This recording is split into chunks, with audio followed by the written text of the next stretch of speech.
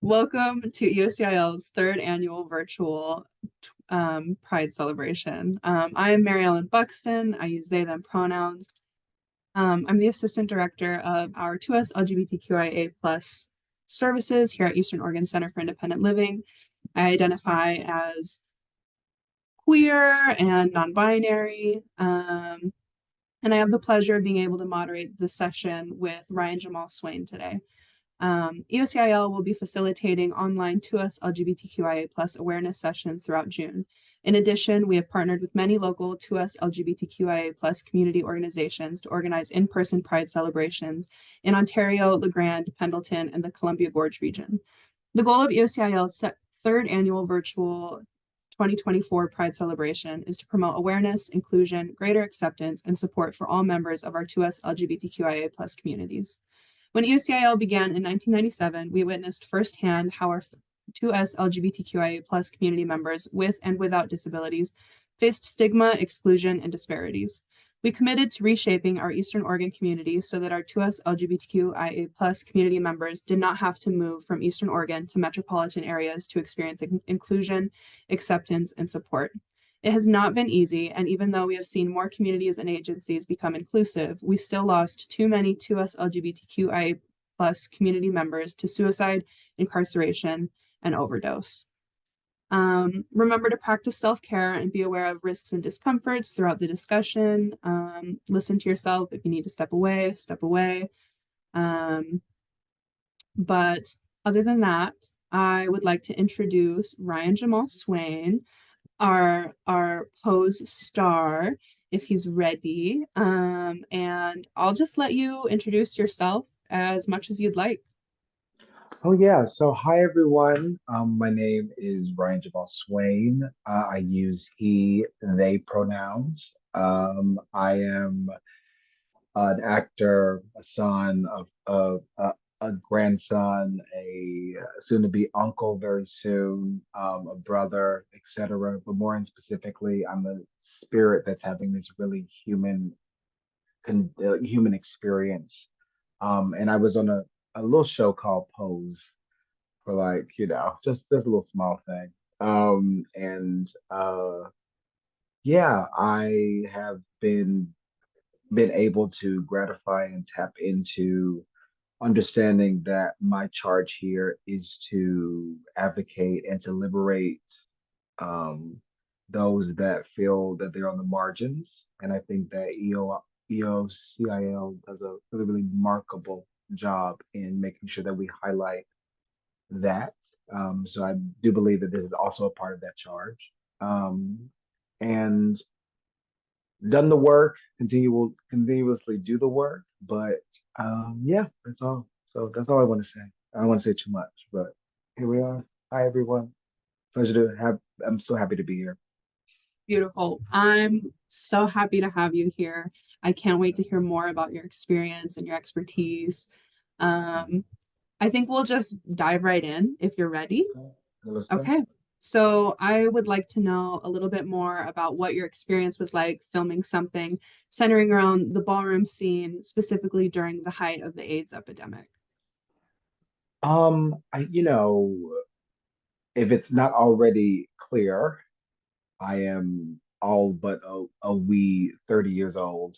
So I did have the luxury of being a full-fledged adult at this time, at that time. And for me, being able to bear witness to so many of my ancestors and my tribe members and our community members' stories, unsung heroes and otherwise, was really, really impactful for me.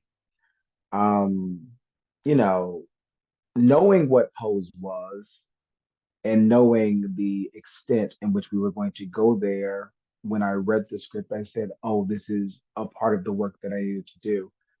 Um, but as an actor coming out of drama school, it's just like I really don't have autonomy over what job I get. I just hope that I get it. I hope that I book something, right? And this one, my first job out of school, really was really, really impactful, and it's done a lot of numbers. But how did it feel?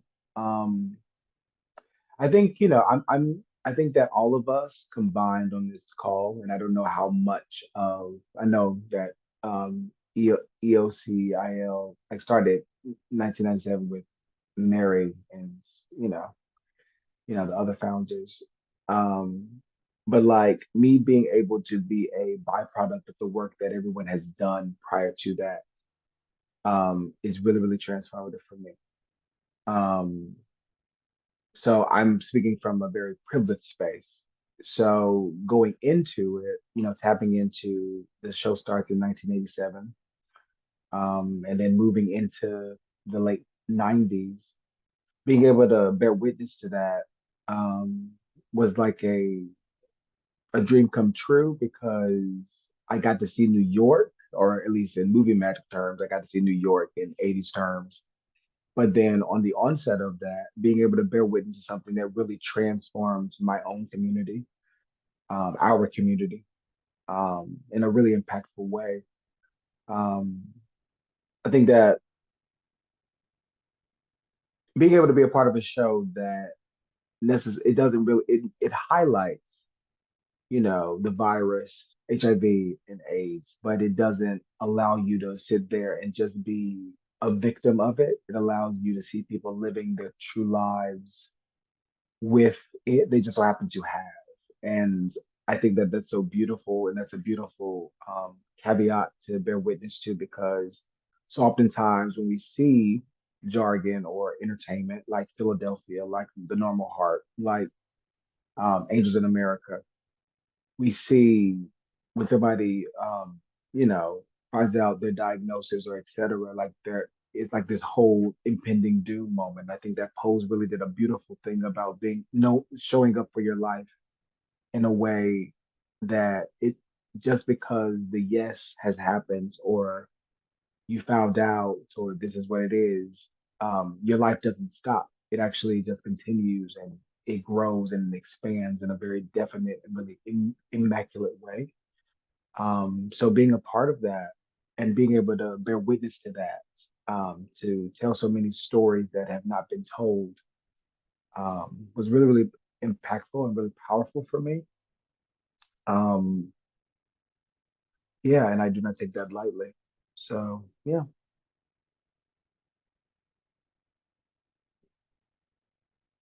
You're muted, Mhm. Mary. You're muted. You're muted. I'm silly. I was gonna say her. Um, Mhm. yeah. Would you like to talk a little bit more about the role that Pose played in your HIV activism and just promoting awareness in a mainstream way? Yeah. So, I got Pose right out of undergraduate. So I went to Howard University in DC, and then shortly after that, I moved to New York, um, spending all of my graduation money, and was just came up here and slept on my friend's couch until like something happened. Um, but uh, I'm saying all that to say that when I was in Alabama, from Birmingham, Alabama, originally, for people that don't know that, uh, ballroom and everything very much queer forward facing. I wasn't really privy to prior to Pose. Um, and being a part of a show that is so outwardly and vibrantly and vividly queer and vividly pro-life and vividly just showing up in the margins of things that um, people think that are death sentences, especially at that time. And with we've matriculated and matured into, you know, um, medicine and treatment and et cetera. You versus you equals you and ending the stigma. I think that the show really did an impactful job of doing that. But being able to read those pages, get those scripts, meet the people that knew, the people that we don't have their parishes burning due to the virus and due to just like the effects, and not even the effects, but the um the progression of what it was, like the science of it all. It really made me be very clear about what I wanted to do here. I think being on a show like Pose, it kind of aligns your gaze and aligns your focus in a really impactful way. Um, and I think for me, again, with all of those things that I hadn't yet experienced, being from Alabama, which has a incredibly queer community. I mean, it has an incredible queer community now, but like being on a show that is so vividly and outwardly and vibrantly queer, it just told me to show up for my life and show up for the people that I'm advocating for in such a dynamic way. I think that it pushed me to get comfortable with the things that I didn't know, the things that I was ignorant to, the things that I was privileged to, or that I was looking at it from a lens of just like, oh, this has to be happening. Okay, cool. I think that there's a line in the show that Lulu, Veracity, played by Haley Sahar, she says, which is everyone wants somebody to make them feel superior. And I think that in queer culture, it really, and specifically doing this show or Pose specifically, it was highlighted how much of that was very true. Our trans brothers and sisters, our non-binary brothers and sisters are, I think about it like a totem pole. And at the base of the totem pole, that's where my trans men, trans women, non-gender non-conforming, non-binary folks are, because there are so many subcultures, especially with trauma and hurt, um, that we are conditioned to believe that that's how we need to survive. Um, that is still actual and factual today. And I think that pose really made me see how much I was benefiting from both of them. Like I'm a black queer person. Um, and I think that that dynamic, that dichotomy really speaks to two marginalized groups.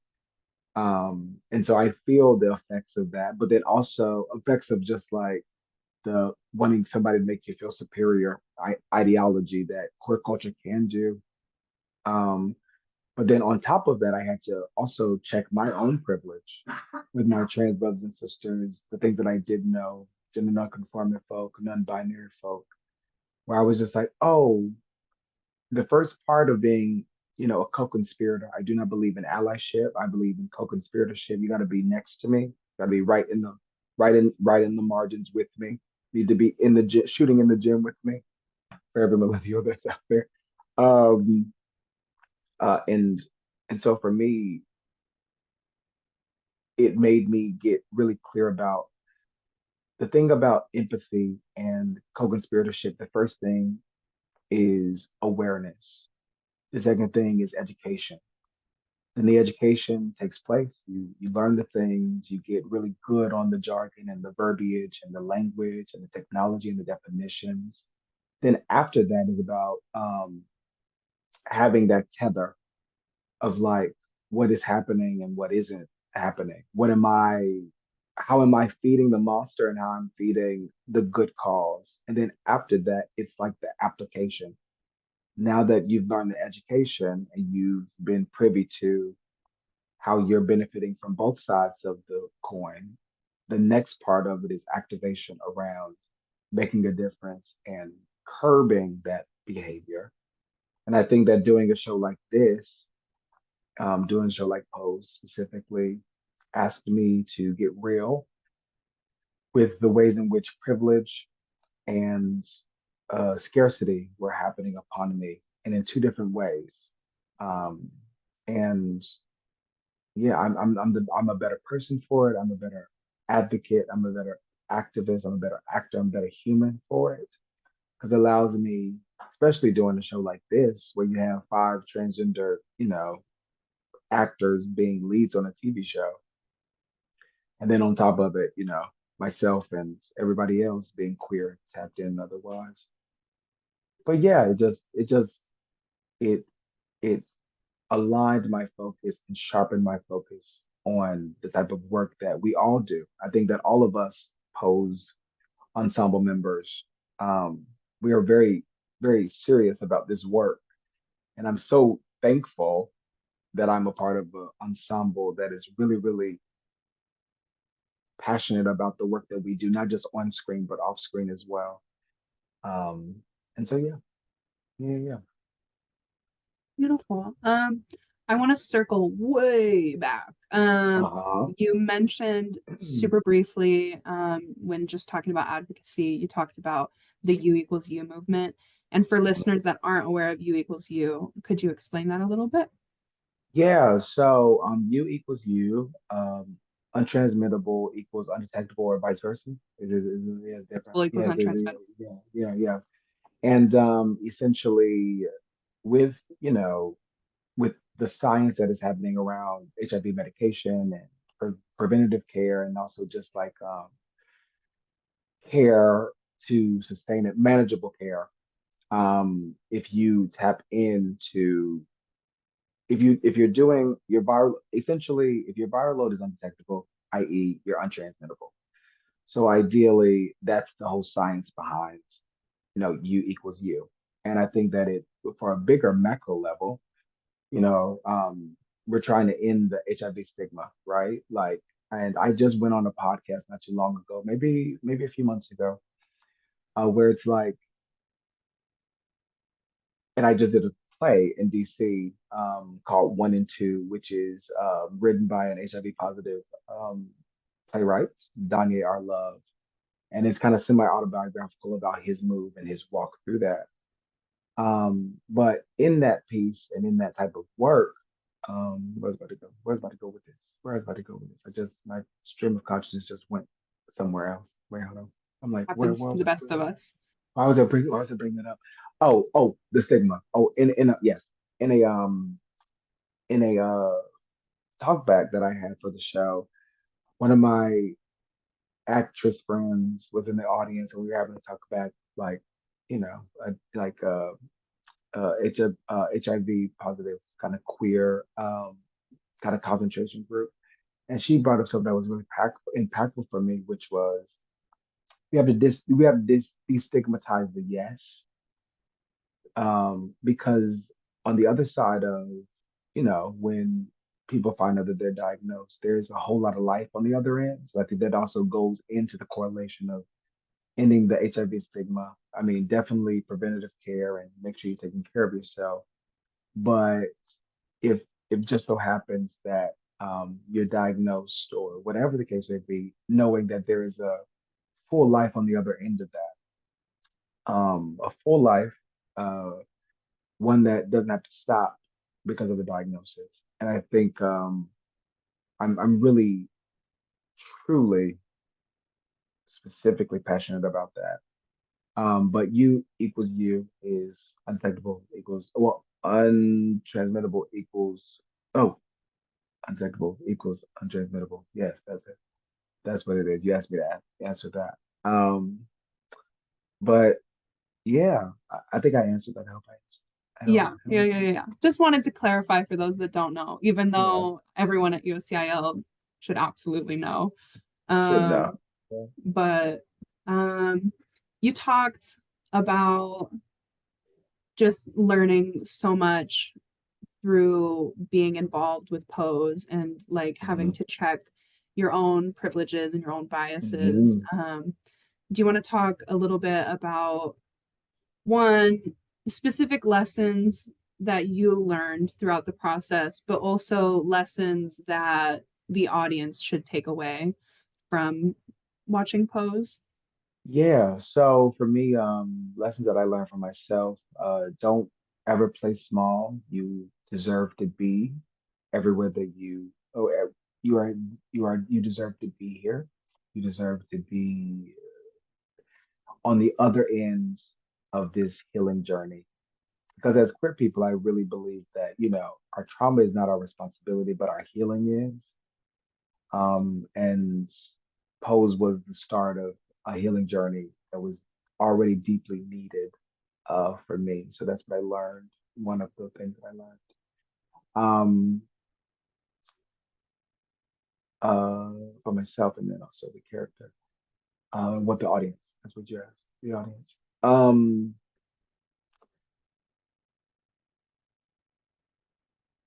I learned how to acknowledge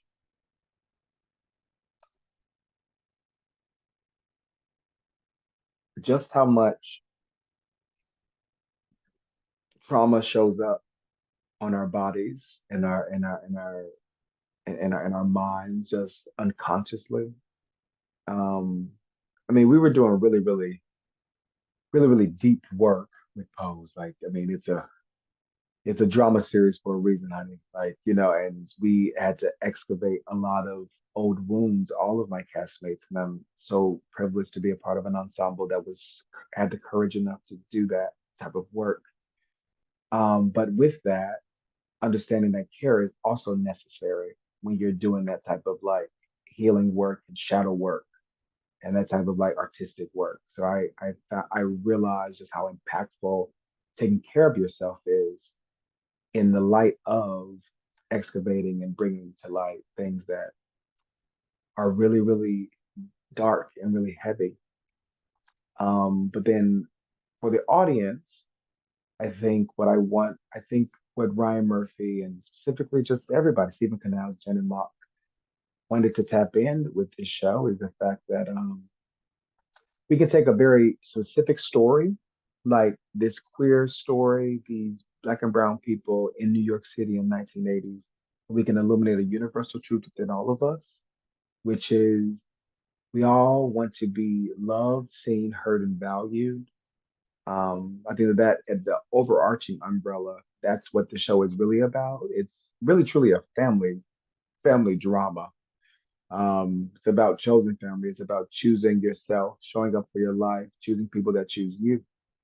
Um, and so for Damon specifically, my character, um, I think that I would want the audience to never forget their softness, never forget that your vulnerability is a superpower, no matter how this world tries to tell you otherwise. But bear in mind and give yourself grace to learn and to deepen your relationship with yourself. I think that that really is um, the full totality of it because Damon gave me the opportunity to heal some really deep things that I didn't even recognize that I was holding. Um, and I think that him being, the baby, the youngest in the evangelista trifecta, um, really, I'm going to be honest with you, it was very hard to play him because oftentimes with black and brown people that just happen to be queer and marginalized and otherwise, we don't get the chance to be soft on camera. We don't get the chance to actually tap in on that part of ourselves. And so it was very hard for me to arrest, like deal with that type of understanding and that knowing of like this young man, just a normal boy who just wants to dance. But yet everything around him is telling him otherwise. And it was very hard for me. And again, as I aforementioned about like understanding how much trauma taps into you and how it like leaves an imprint on you and you don't even know. It was very hard for me to find the radicalness or the like radical sensation of what it means to just be normal and play somebody that's just normal that has extraordinary circumstances and extraordinary talents, but has these extraordinary circumstances, but just a little black boy that just wants to dance. I mean, essentially, if we think about that, that's essentially what Damon wanted. And so I think that acknowledging that the most simple joys in life, and the most simple truths and instinctual things that are of you are for you. Um, they get you closer to yourself. I mean, I live by this quote. It's by a philosopher, like a French philosopher, Albert Camus. He literally says we're all in pursuit of those first few moments where our heart opened up and we saw ourselves. So I really believe that Damon was one of those moments where I saw myself and I got to meet myself, you know. And so I hope that his softness gives you or gives the audience the luxury to realize that your vulnerability and your truth is your superpower, no matter how much of life tells you otherwise. Um, so yeah, That's a beautiful sentiment. Thank you so much. yeah, Um, I'm gonna pivot a little bit if it's okay, okay. okay. Um, would you like to talk a little bit about the experience of filming a show like Pose that is so focused on the experiences of Black and Brown people and queer people, especially during such a vulnerable and harrowing time? Um, can you talk a little bit about the implications and the parallels of filming it during the social climate of 2017 and 2018? Yeah, I can. Yeah. So, I mean, at that time, I think that for a country, we were experiencing alternative facts and fake news in very like very jarring ways. So I think that Pose could have only existed in a time where we needed and wanted something that was overtly truthful and overtly integral. And so being able to bear witness to that, and then being on a show that is, I mean, before this, I think we had the L Word, Chris Folk, Noah's Ark. Um, we had, shows like that where they did what they needed to do in the zeitgeist and the canon of queer culture, but having, you know, transgender actresses, actors, queer actors, LGBTQIA plus actors on a project and behind the scenes was very unheard of and quite scary, to be completely honest, because we had never seen anything like that. I mean, we had Transparent as well. Like, I mean, I think that was right before, like in Orange is the New Black, and um, we had little bits and pieces of queer culture and sprinkled in with folks as just like the sidekick, the supporting actor, the person that helps somebody, the magical queer, the magical gay. Like I hate to say it like that, but that's essentially what it is. Um, but I think that Pose, especially in that climate, socially, was like a breath of fresh air for a lot of people, even if people didn't really recognize. If people didn't even like, they were anti-queer or whatever the case would be, they were just like something that is real and genuine. We need that right now. Something that is, you know, based off of real facts. Because I think that at that time, we didn't know where we was getting facts from. Nobody was fact checking anything. That was a crazy time, child. Crazy time. But having that as the landscape or the backdrop of releasing a show like this, we did not know if this was going to be lucrative. We knew that it was going to be special. We didn't know that it was going to be lucrative or successful. Excuse me, not lucrative, but lucrative, successful. Um, so we were just ready to hit our 2 episodes, our little tryout for FX, and we were just like, well, we did it. We didn't see the light at the end of the tunnel at that point. Um, but I think that the best work and the best activism work. I mean, Nina Simone has that quote where it's like the artist should reflect the times. And I think that with a show like Pose, it could only exist in a space that we were pushed to the gamut and pushed to the ends of the earth with a necessity for truth and a different perspective on what it means to live a life. Not even necessarily a different perspective, but just one that we haven't seen. Um, Ryan Murphy is really incredible because he always said on, yeah, well, any interview, but even to this day and onward, he always says like, I didn't change. The industry just changed around me in regards to like I've always been doing this work. And I think about Glee, I think about Nip Tuck, I think about American Horror Story, I think about Eat, Pray, Love, I think about all the things that he's done, and acknowledging that in a moment of peril, in a moment of deep dissonance and disconnect, the best thing that you can possibly do is be connected to your integrity and your authenticity. And I think that Pose is very authentic and very integral in that way.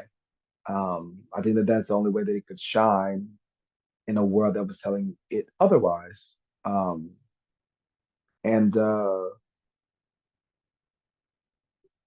yeah, I am very fortunate. I'm so grateful to be a part of something like that. I'm a little spoiled too, because that was my first job out of school, honey. So it's just like every other project, y'all got y'all work cut out. Because to be able to pair my own charge as a person being on the front lines of social change, just my own personal kind of arsenal or toolkit or how I want to tackle my work and how I tackle life, that being so closely mirroring what I do on camera in my art. I'll never forget that, and I will hold that dear. But I think that um, in times of distress, queer people have always shown up. LGBTQI plus people have always shown up in that way. We've been a part of every civil movement ever in the history of this world. We've always been there. And I think that in the time that we were hit with in 2017, 2018, socially, um, we just did what we naturally know how to do, which is be integral and be succinct and be fabulous and incredible in doing so. And yeah, yeah, yeah. Hmm. Um, Speaking of just the production side of things and just a little bit of behind the scenes and whatnot, and just like the film industry as a whole. Hmm. This is kind of an easy question, but has the Uh-oh. film industry done their due diligence in representing No, underserved no, and no, marginalized communities in no, media? no, they haven't. It's so funny to me because in that lieu of 2017 and 2020, when season three was being filmed, and all of the social unrest that was happening, entertainment and entertainment and sociology um, does this thing where they like to do trends and fads. And for Pose, after one, Billy won his Emmy and was Golden Globe with MJ and all this other stuff, it was like, oh, we need to write more things like this because this is lucrative, not because we actually really want to tap into people's humanity or really dive into people's like uh, another American story because it is an American story. Well, it's a human story, excuse me, beyond a country. It's a human story, but nobody was thinking that it was lucrative. You know what I mean? Um, and seeing, especially now after a strike and um, after a strike, yes, for my industry, seeing how many things have been pulled that have been BIPOC or LGBTQIA plus because it, they think that it has had its time and there's no space for that. Um, it's very tone deaf and um, it's very revealing at what the industry is. And I'm gonna be so frank with you. I love what I do. I love the art form that I do, but the industry in which it is housed in is deeply flawed. It's deeply flawed. Um, because it's not about people's humanity in a space where you're talking about life and you're telling stories about life. The less prevalent voice in the room is the life voice because it's all about the dollar. And I hate that about this industry specifically, and any industry that does that. Um, yeah, the industry is not doing what it could be doing for us. There are so many stories that have yet to be told. Pose is great, but that's, for lack of a better word, that's a made for television moment. Like it's a glamorized moment, even in its messiness. It's a glamorized moment of what it is truly for people that are actually living on the margin and doing the work and, having to tap into multitudes of survival tactics, whether it's, sex work, and if it's not even survival, just being like acknowledging people's whole truths. Pose did something, but it's only one show. It's done at this present moment. And so it's just like acknowledging people's full humanity. I think that the industry has failed to do that in its totality. Um, yeah, I was about to say something that was crazy, crazy, crazy, crazy political, but I'm gonna leave that there. Let it rock. But because it upsets it, or it really does upset me because the people that are making the decisions are they don't look like the people that you see on your TV screens. I'll say that. That's how I'll say that. Um, and so from a corporate lens, if you're just thinking about how can I make money and what is the thing that I can get more money off of, you're lacking in nuance and specificity of people's truths and how much you can really un unravel, shift their hearts and minds in a way that is like that. Um, so yeah, I love my job and I love what I do, but the industry is heavily flawed and needs to be quickly fixed because humanity continues to diversify and amplify in so much of its in so much of its idiosyncrasies and its nuance. And for us to be able to reflect that in a really impactful way, because entertainment is education. It has the same impact that school and institutions have. So why not give a fighting chance to humanity and actually reflect the people that are tuning in on their laptops in their living rooms with families, you know, yeah, why not reflect the demographic that is tapping into your screen? And I'll say that. That's it. I absolutely concur. Yeah. Um, we're nearing time. Mhm. So my final question before we open it up for Q&A is, do you have any past, present, or future projects that you'd like to highlight and share with the group?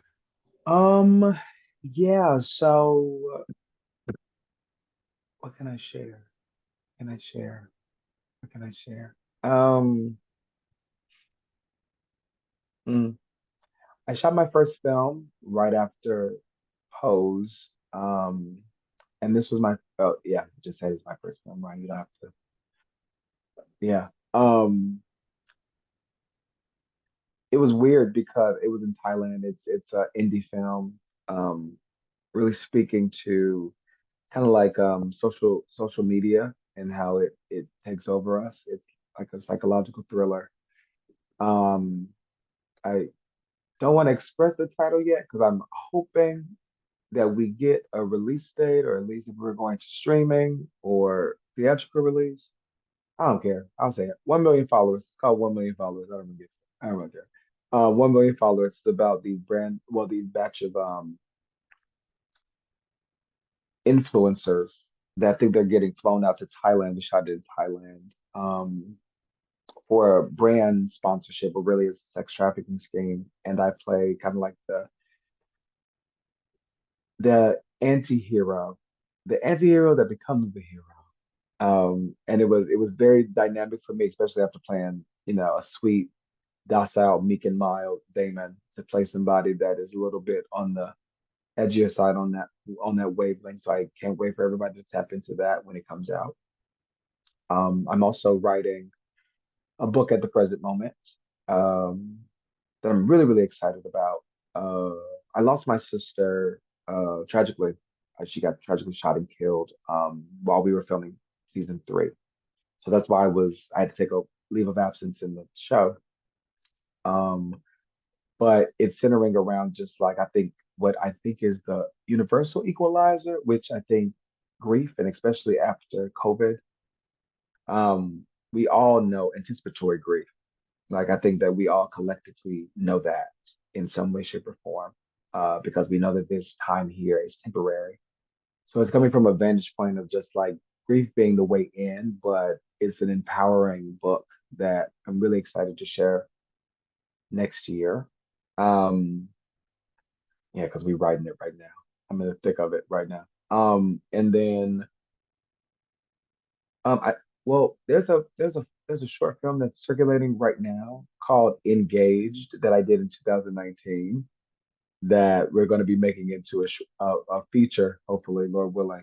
Um, that has just made a resurface after it's like thing with film festivals and everything, and everybody has been like, "Oh my God, love this!" Oh my God, they think that it's like so current. I'm like, bro, we shot this in 2019. This thing, but I get it.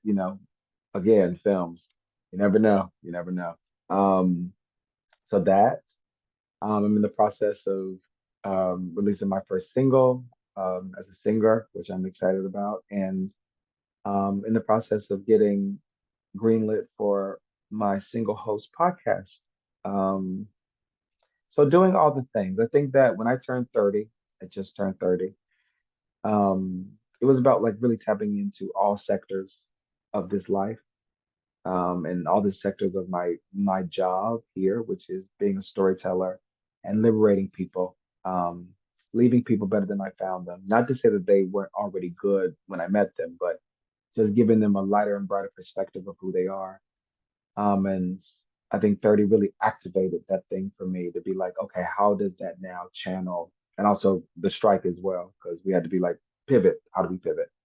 Um, but yeah, really excited to, share that with everyone out there and beyond. So yeah, Yeah, yeah, you took a second, but you have like so much going on. Thank you for yeah, girl. sharing.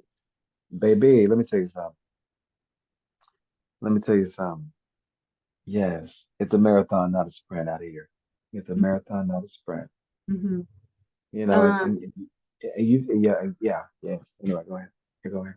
no, you're good. I was just gonna say, we it's a little past a quarter till, so I want to open it up to everybody to ask any questions anyone might have.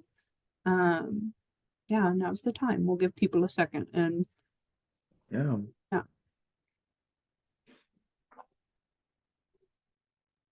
Tyler. Oh, oh, Hello. perfect. Go ahead. Hello. Can y'all hear me? Mm-hmm. Hmm. All right. Hi, Ryan. Nice to meet you. My name is Taylor. My question is that right now, globally, times are pretty distressing. Do you have any type of like words of encouragement or any personal lessons that you picked up personally as far as advocacy goes, like in resistance to oppressive, abusive powers? It could be pretty fearful and timid for some people to stand up and have a moral conviction for things that are right, especially in history, what we know historically. Um, is there any type of like moment of timidness that you ever felt advocating for something, any type of cause, and any type of words of encouragement that you have for people who are maybe experiencing similar feelings? Yeah, When thank you, Tyler. That's an incredible question. Um,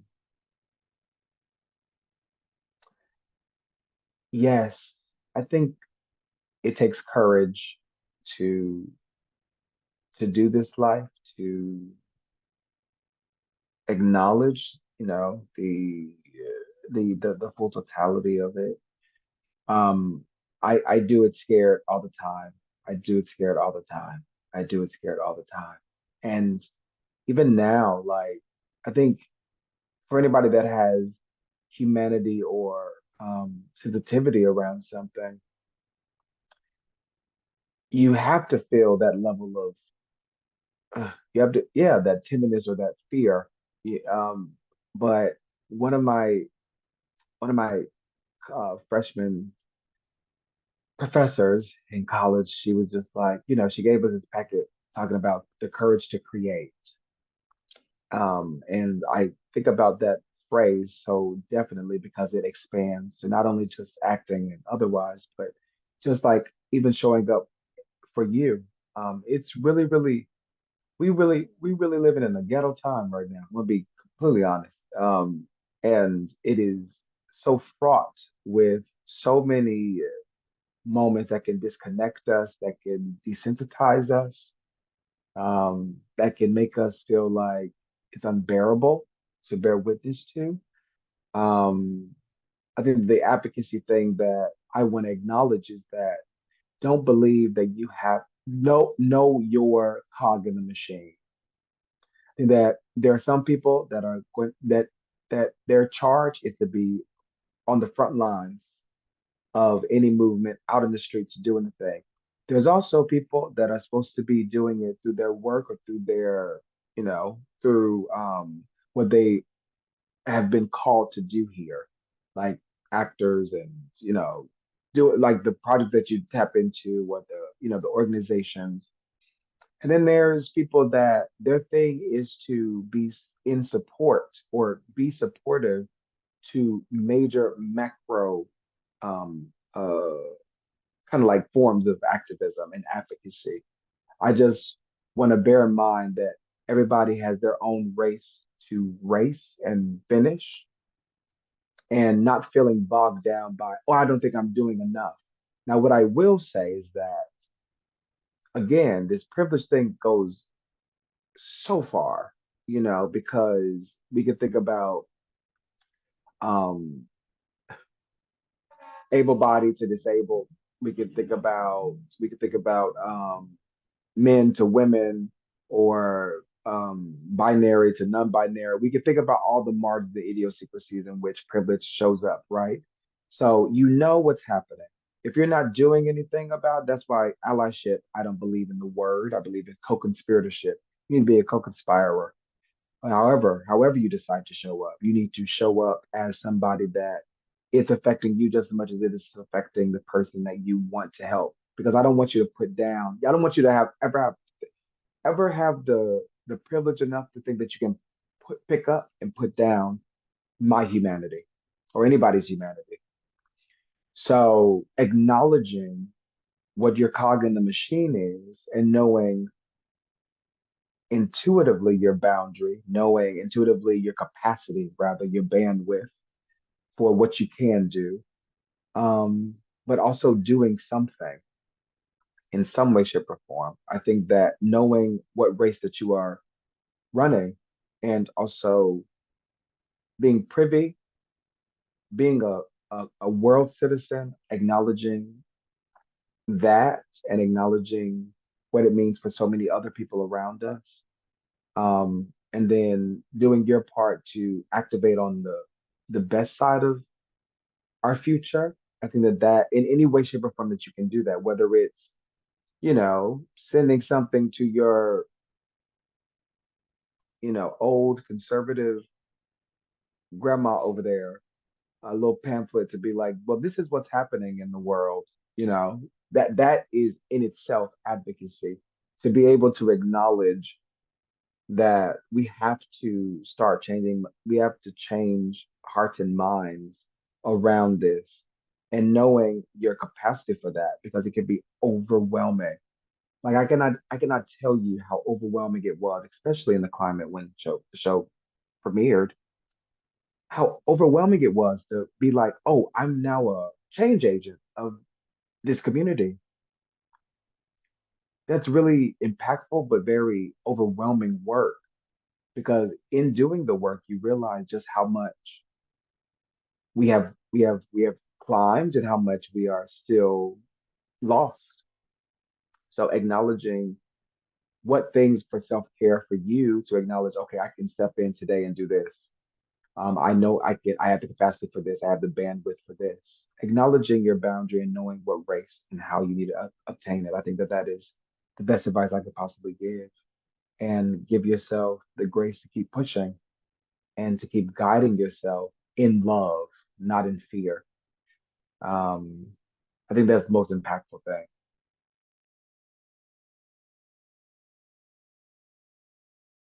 because we want to see this world be a better place.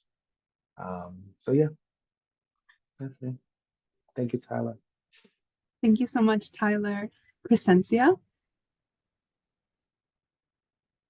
Oh my gosh, I'm kind of like starstruck.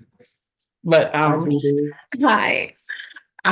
This question has to go towards like you saying that you lost your sister and you had to Mhm, take some time away from filming and everything. mhm, And I was wondering what it's like to navigate like so if you don't have enough like friend support and family support when you're going through something that can affect your mental health, how difficult might it be for someone like you of color and to navigate the behavioral health systems? And do mhm, you find that it is difficult to find someone that can support you through that if you couldn't get it from your family and friends? Because it's something that mhm, I find challenging, trying to get that support when I'm going through something or feel like I'm mhm, taking on a bit too much. mhm.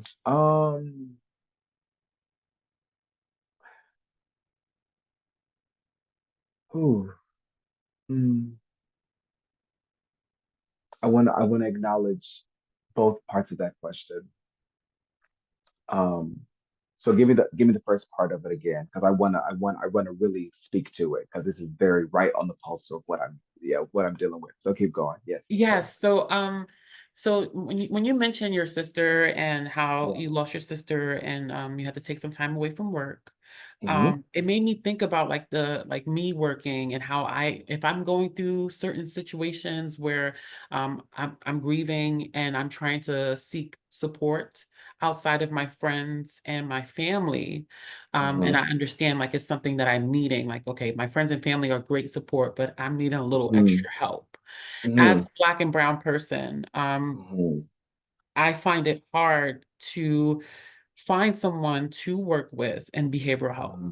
And I Hmm. was Hmm. wondering if you yourself, even like the status that you have as as your career, and you're an artist, do you Hmm. find it difficult to get that kind of support from outside sources? Yeah. So yes, I do. Um, the thing for me was that I'm a very private person. Um, and I've always been that way. But my sister's death, for many reasons, just to make sure that, law enforcement was activating around it, and all this other stuff, it had to become a very public thing. And also, in the middle of filming, they had to do a release because everybody's like, "Where's Damon?" And it's very challenging. But what my sister's passing really illuminated was the fact that I needed support way before her, you know? And I realized that the systems don't show up in that way for us. We didn't get a therapist on Pose until the third season. And you're dealing with you have people that this is their first time acting. They have to like really tap into. Yeah, yeah. Go ahead. No, this is Brian. Zoom, honey, Zoom. This is the first time people are having to meet themselves, and they don't have the pockets of techniques or the tools to get them to go home, right? Like to go home and take the hat off after work. So it was very hard for me, and I'm already a person. I think as a Black and brown person, we're not structured to like tap into asking for help. And I'm no different from that sentiment. But that part, I think that okay, so that's the first part. That's the first part. So it was very difficult. I found that was very difficult for me, especially as like a public figure, to find the help and to do it. But I found it, and luckily, my family had to find it as well. And we tapped in with grief counseling and also counseling. I was already in in sessions and in therapy during the pandemic before my sister, just because naturally the pandemic just awoke in so many things. And I was like, wait, we have to do this work. But with my sister, it just added another layer of like, oh, we actually really have to do this real work. And then the second part of your question, what is that? What was the second part? Second part. No, I really think that you've answered that pretty well. Good. Yes, no, I think you did really great. And I just was wondering what it was like for you, because Oh no, it's tough. It's yeah. tough. I mean, it's a revolving door. And it's one of those moments where I necessarily don't think that I I ever I don't think it will ever not be a revolving door. Um, I'm gonna be so honest with you. Okay, ciao ciao. Bye, bye, bye, bye, bye. Yeah, it's always going to be a revolving door because I think about Louise Tonkin's diagram around grief, and it's about the space, like doesn't the grief doesn't uh shift. Your life just gets bigger around it, right? And so acknowledging that love that is there, that whatever you're going through, however you need care, that you get more wiser. You have the tools to acknowledge and activate around, okay, I'm feeling this way, I'm getting triggered this way. How do I maneuver into this? Oh my goodness, I need to, okay, what did I learn when I was doing my reparenting homework? Because I didn't get this from these people and that. Okay, how do I navigate around that? Okay, how is this showing up for me? I think that we do have to seek it out, but it's also very hard to trust.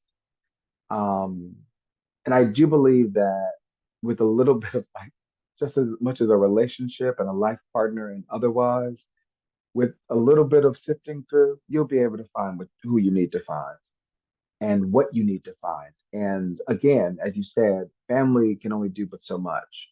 And I hate to say it like that, but people have their capacities, and that's just who they are. So acknowledging that you need something outside of yourself is already the first step in knowing and awareness and being agile around your own care. Um, because we're on this journey to meet ourselves. Nobody's going to do that for us. So yeah. So yeah. Peace. Thank Thank you. you. Thank you so much. Okay, so we're already a little over time, and I want to be very respectful of your time.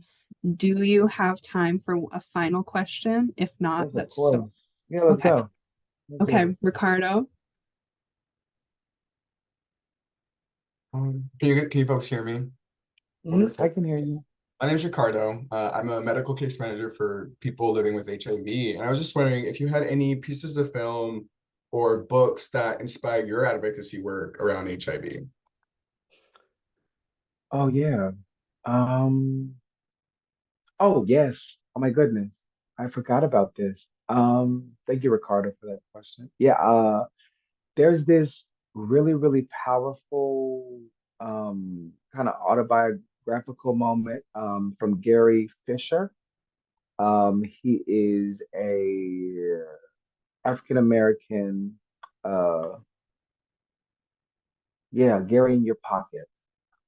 He his work, or his, at least his kind of like tapestry of work, got didn't get published until he passed away.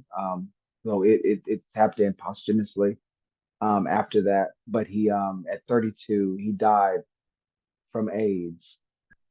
And but like I met his sister of on set of Pose. So season two's finale.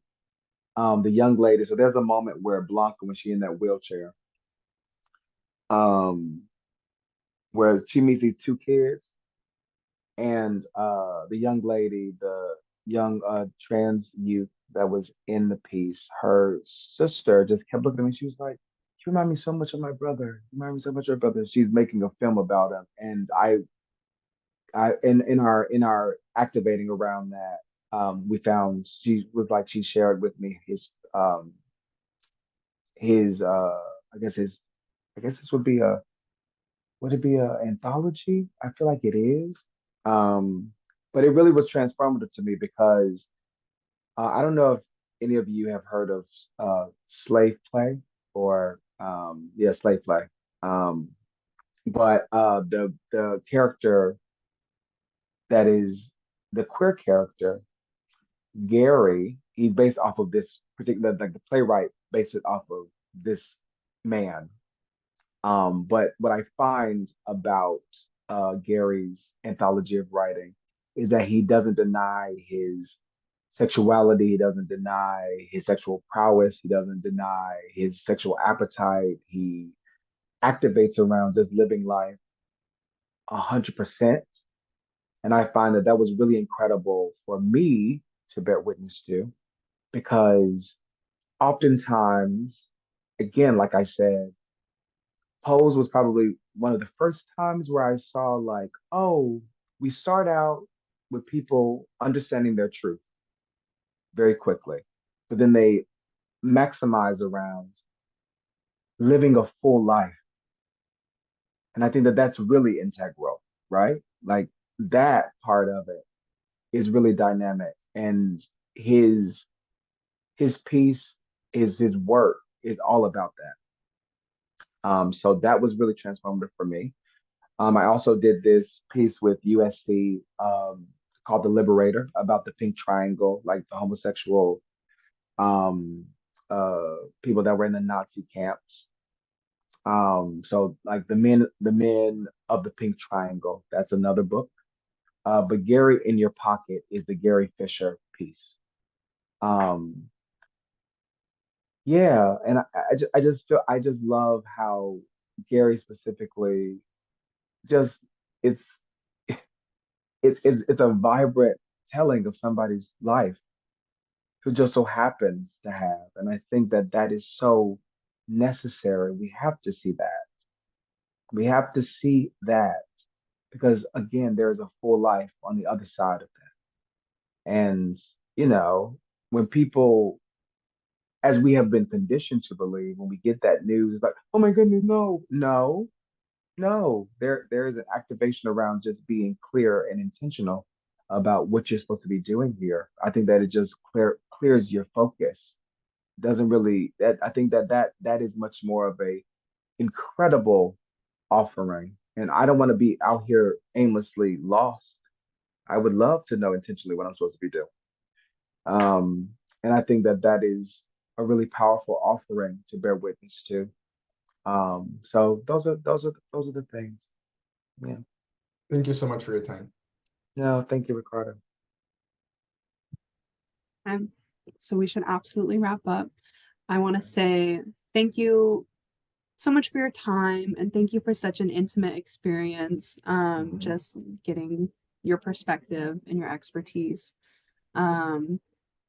Do you want to plug any socials? Oh, child, you know, Or we I could go am, ahead and do that in the I am description. so, I'm such the worst. I'm the worst visible public person. Because I'm just like, I love the integrity of this moment, and you got to be like, okay, well, follow me on like, yeah,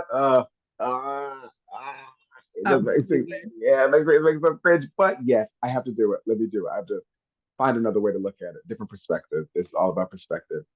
So yes, my Instagram is Ryan Jamaal Swain. I'm having a hard time even doing this plug. Um, my Twitter is Ryan Jamal. My Facebook page is Ryan Jamal Swain. I mean, Ryan Jamal Swain should just come up with all of the things.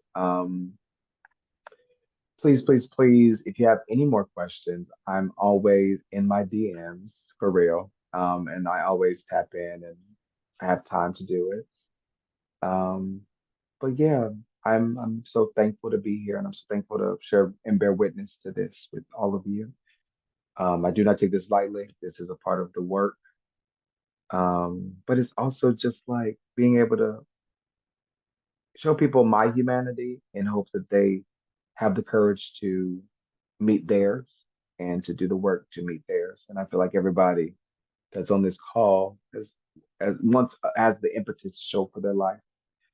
And I am so grateful that I'm a little bit of this on this journey for you. So that's it. Thank you again. EOCIL is so grateful for you and the work you do. I'm so grateful for you and the work you do. And thank you again so much for taking the time to talk with us today. No, thank you. Thank you, Mary. I appreciate you. Thank you so much. Mhm.